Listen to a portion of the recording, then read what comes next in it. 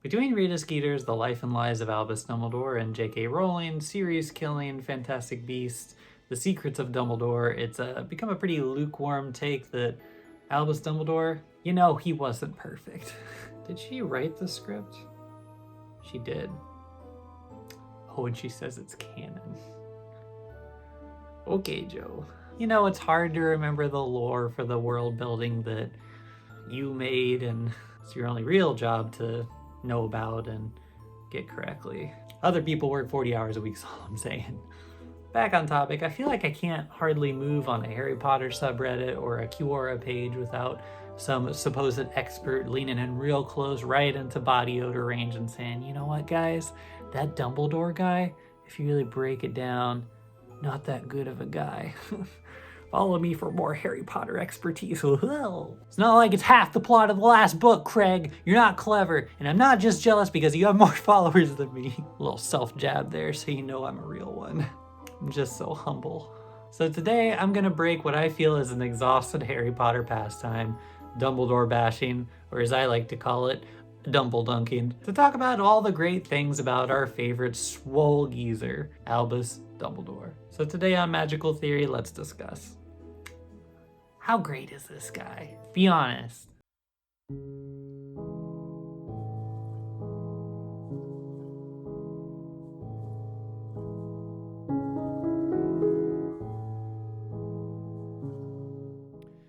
To kick things off, let's go through the criticisms of Albus Dumbledore. Most of the heat coming his way is focused on 2 points in his life, his very early adulthood and his final years with Harry. Just after graduating from Hogwarts at the top of his class, the world was, as they say, Albus's oyster. During his education, he had made countless contacts with the notable names of the day and was ready to tour the magical world across the globe alongside his buddy, Alpheus Doge. This is apparently a popular tradition for recent graduates at the time. Not sure how enough people have the money to do things like that after graduating high school, but hey, that's the business of the always mysterious magical economy. During the summer, however, a series of tragedies would strike the Dumbledore family. Albus's younger sister, Ariana, was attacked seemingly pretty brutally by 3 young muggle boys from town after presumably seeing her do magic. Furious, Albus's father, Percival Dumbledore, did what any good father would do and magically beat the out of those boys. As a quick aside, I've seen people online using this as justification that Percival was a blood purist, but I can't really find evidence of that anywhere. Also, Percival's wife, Albus's mother, Kendra Dumbledore, was Muggle-born, so that idea just seems ridiculous to me. Look, I'm not defending violence against children, but I always had an uncomfortable feeling with the way the attack was vaguely described. So if it was as bad as I feel like it was, I'm just saying actions have consequences, and I can't exactly blame old Percival here. And as I was just about to get to, he does his time for it. Percival is carted off to Azkaban, refusing to give details for why he attacked those Muggle boys. This is probably another contributor to why people think he may have been a blood purist, but the true reason is actually pretty sad. The trauma of the attack had caused Ariana to become an obscurial, and seeing this happen caused the family to be concerned what the Ministry would do with her. Would they take her away? Would they do worse? Obscurials are dangerous after all. Not wishing for anyone to learn of Ariana's situation, Percival decided it best to keep details light and deal with his imprisonment in Azkaban stoically. Sadly, in short order, he would die there. Back in Godric's Hollow, Ariana's Obscurus proved dangerous indeed. She would often lose control, her magic lashing out in similar ways to what we see from Credence Barebone, aka Aurelius Dumbledore, in the Fantastic Beasts films. In a moment of terrible tragedy, Ariana's Obscurus would kill Kendra Dumbledore. This left the care of his younger siblings, Ariana in particular, in the hands of young Albus. He was forced to cancel his plans with Alpheus, and it seems like this is when the two fell out of contact as friends seem to. The world often pulls us all in different directions, whether we like it or not. Stuck in Godric's Hollow, Albus soon made a new friend, however, the great-nephew? I don't know how family things work. The nephew of Bathilda Bagshot, Gellert Grindelwald. Similarly brilliant, but much less behaved, Gellert's wit and mischief quickly ensnared Albus's heart.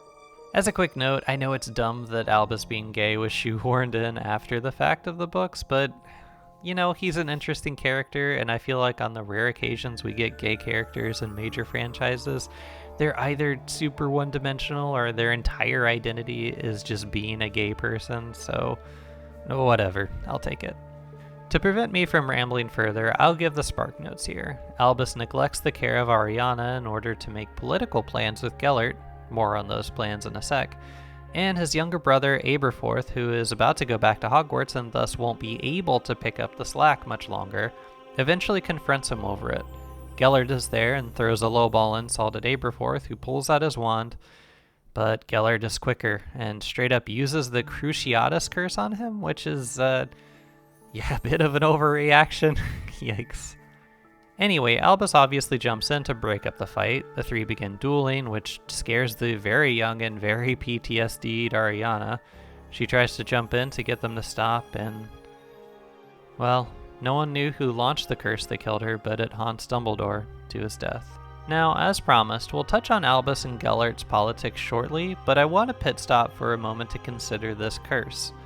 The only known curse to instantly cause death is the killing curse of Avada Kedavra, so if we were to assume that this is the curse that killed Ariana, that means that Albus did launch a killing curse.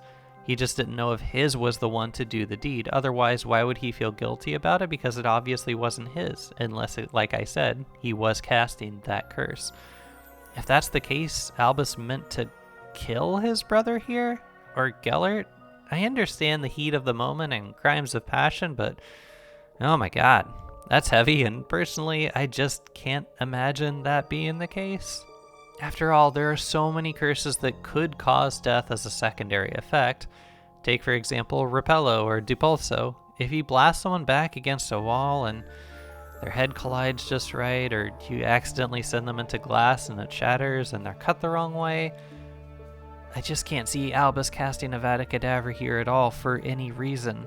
I get that Gellert used Crucio on Aberforth, but even that I don't think warrants anywhere near murder when spells can do so many non-lethal things. This is obviously my opinion and you're free to disagree, but I personally give Albus a semi-pass here. He bears some responsibility to turning a blind eye to Gellert's wild streak, and Aberforth was right to confront him. Albus wished to bring Ariana with Gellert on their political journeys, and how on earth was he going to be able to take proper care of her while traveling to do all of that? He was already neglecting her when she needed him most as is. But I don't believe Albus could have foreseen the depths of how grim the chain of events that followed up would be there. So does he share some guilt for the death of Ariana? Yes. Does he share all of it? Absolutely not. On to Albus and Gellert's politics as promised. We are unfortunately short on boatloads of details, but what we do know is this. The pair was fascinated by the legends of the Deathly Hallows, and if they were able to assemble them to become masters of death, they would, in their minds, bear the power to shatter the statute of secrecy and institute global rule by wizard kind. We do have snippets of a letter in which Albus emphasizes that both muggles and wizards alike stand to gain from their plan, and that their rule is overall for the greater good. Force would only be used when no other alternative presents itself. I'm not here to argue for or against the philosophy of this position. If the plan in actual effect would have truly been for the greater good of all, then obviously I would struggle to argue the counterpoint. However, what is good for a planet's worth of individuals who are all very different and hold complex and unique thoughts and feelings is, pretty impossible. And I think if your plan is to institute an iron fist rule that segregates people into upper and lower class citizens based on attributes they cannot control, I'll go out on a limb and say that's a bad plan. Brilliant though Dumbledore was even in youth, he was still a young adult, and as a young adult he followed thought patterns that many young adults struggle to break out of. That is to say, thinking in terms of large, sweeping philosophies that can sometimes gloss over intricate details that are more important in reality than they may seem in the moment. Seeing the forest for the trees, I guess you could say. If there is one truth to life above all, I think it is this. Life bears more complexities than you currently think it does, no matter your age or your maturity. Albus bore a lack in logic, and though it could have cost quite a few people, maybe everything, in the end he saw reason. It's just tragic that the cost for this enlightenment was so terribly high in the form of Ariana. And his relationship with Aberforth, but that didn't seem that good anyway, so maybe that was just a lost cause. And now we arrive at Albus the headmaster, who we know more directly. It would take us far too long to discuss the full intricacies of his plan with Harry, though if I can take a moment to plug another channel, the Super Carlin brothers have what I consider to be a fantastic breakdown of what they perceive to be Dumbledore's big plan for each book. If you know about my channel, let's be realistic, you probably already know them as well since they've been around the block a few times, but on the extremely rare chance that you don't, check them out. They're great. In each and every Harry Potter book, I feel like there's a full thesis worth of morality to be examined on the part of Dumbledore, but in general, I feel like the big questions among these 7 tomes boil down to this. Why didn't Dumbledore interfere much more directly? Outside of his duel with Voldemort at the Ministry and his Horcrux investigations, which primarily lie off the page, Albus gives Harry a lot of free rein to figure out things on his own. This makes sense as he seems to prefer teaching via what some would call the Socratic method, that is to say, presenting an individual with various problems and questions that are designed to lead them to an answer. Personally, I prefer this style of teaching for mentors in my own life. The Socratic method requires the student to actively engage their mind and eventually leaves them feeling as though they solved a problem themselves, when in reality you constructed a little brain maze for them to crawl their way through. It's a great way to instill confidence in a mentee, and it seems like this is Dumbledore's intent throughout the story. He's basically playing The Sims, altering and poking around with the world around Harry to make sure the exact right things happen at just the right time in order for the prophecy to be fulfilled, all the way to Harry's death at the hands of Voldemort. Although he seems hands-off, I really don't believe he is. We know for a fact that Albus followed Harry around invisible during, at the very least, a portion of the Philosopher's Stone in order to make sure he found the Mirror of Erised and learned something of its function. When he finally reveals himself to Harry as he sits alone watching himself with his family, Dumbledore recants what Ron saw in the mirror several days before. In answer to Harry's confusion over the headmaster's mysterious knowledge of this event, Albus states that he does not need a cloak to become invisible. So the question becomes, how often is Albus just doing this in order to manipulate events around Harry in such a way to guide him toward his fate? Obviously, we can never know. I personally don't think invisible snooping is a frequent hobby for Dumbledore, however, mostly because I think it's possible, if not absolutely likely, that Dumbledore is in possession of one or many objects that function in similar ways to the Marauders map. Not exactly the same series of spells that make up the map, obviously, since we know that Dumbledore was unaware of Barty Crouch Jr. being the true identity of the Defense Against the Dark Arts teacher in Book 4, or heck, Peter Pettigrew as Scabbers, or Rita Skeeter in insect form. I like to think that Albus has a handful of trusted individuals and paintings around the castle, not Sir Cadogan, who play a neighborhood watch role for him in all things related to Harry. If one of them sees Harry doing something suspicious, or anyone doing anything involving Harry that's suspicious, they rush off to Albus's office to tell him about it. These people are arguably impressively useless during books 2 and 3 when the Chamber of Secrets is open and Sirius Black is walking through the halls, though he's probably disillusioning himself, to be fair. And when Barty Crouch Jr. is snooping through Snape's personal cupboards for polyjuice ingredients in Book 4, that's a weird thing for the alleged Aleister Moody to do, but people in the wizarding world are honestly by default pretty useless and aloof anyway, so I think Dumbledore gets a lot of flack for not being able to address the issues in his school, and, well, fair.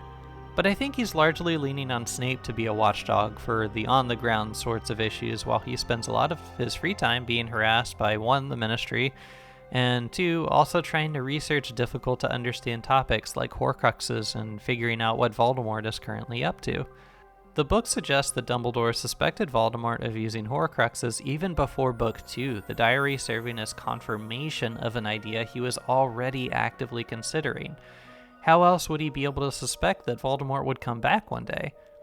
What else could allow a person struck by the Avada Kedavra curse to come back to life? Life in heavy quotations, but life all the same. The guy gets hit with a killing curse and Dumbledore's like, oh, I think he'll be back. How? Albus, in my mind, is a lot like an absent father with good intentions. He neglects his sister during his youth when she needs him most, and later he makes the same mistake when he neglects Harry, a parentless boy who longed for a consistent mentor while carrying an unfathomable burden. He thinks he's doing the right thing by spending all of his time taking care of the big problems, and that what he considers to be the smaller people in his life will appreciate that, but he forgets that part of his job as an older brother, as a stand-in parent, as a mentor, as a headmaster, is the bedside manner itself. He doesn't see himself as a person in need of direct emotional support from others, and because of that, he thinks everyone else is in the same way. They'll keep cracking on.